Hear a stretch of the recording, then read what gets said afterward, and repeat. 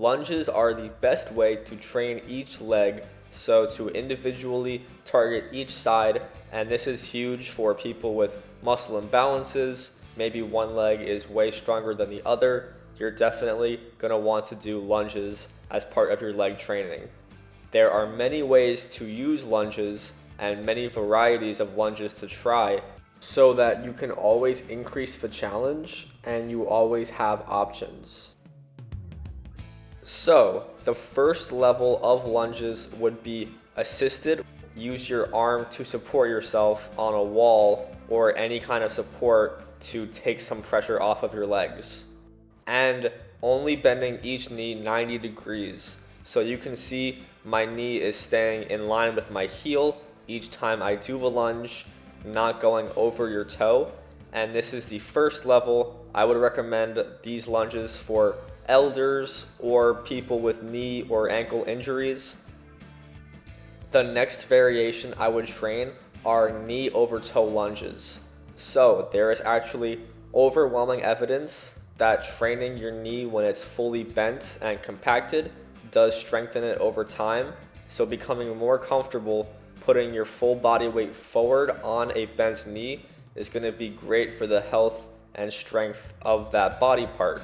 So it's the exact same motion, but you try to lean farther forward while still keeping upright posture and only doing this as comfortably as you can lean, never working through pain. If you want to engage your toe and have your heel lift off a little bit, this forces you to engage your calf, ankle, tibialis, and even the foot all in one. Maybe just because I have weak ankles, but this really increases the challenge and makes it a much more complete exercise. There are also side-to-side lunges that train different parts of the quadriceps and glutes and hips. You can either do it with a wide base and not moving your feet, just leaning side to side, or this version, which is a little bit easier because you get to replant your feet each time. Either way, I consider these archer lunges, archer squats, to be harder than normal forward-facing lunges. And the final type of lunges, backward lunges. So I don't do these very often, but they do have a place in training, mostly for building balance. It's the same motion except going backwards. You focus more on your hip and your glute balance. And since you can't see where you're stepping, I would definitely hold onto a wall, at least to start, to have added support.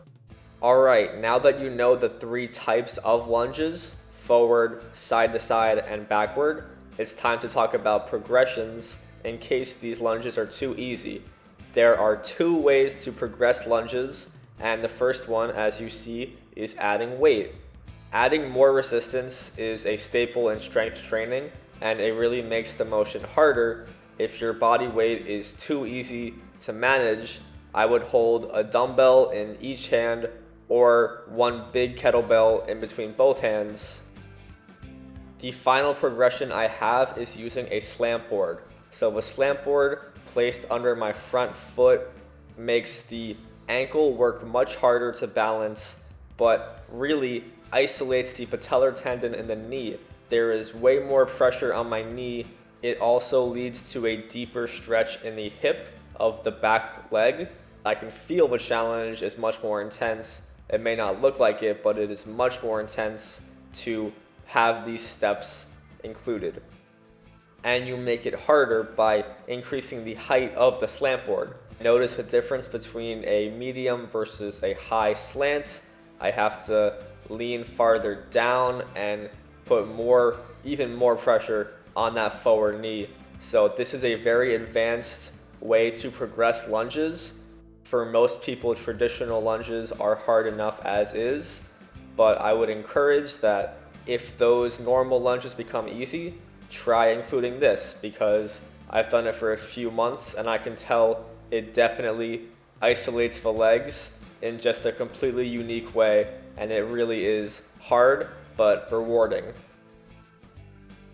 So there you go, that is a complete tutorial on lunges. I hope you enjoyed the video.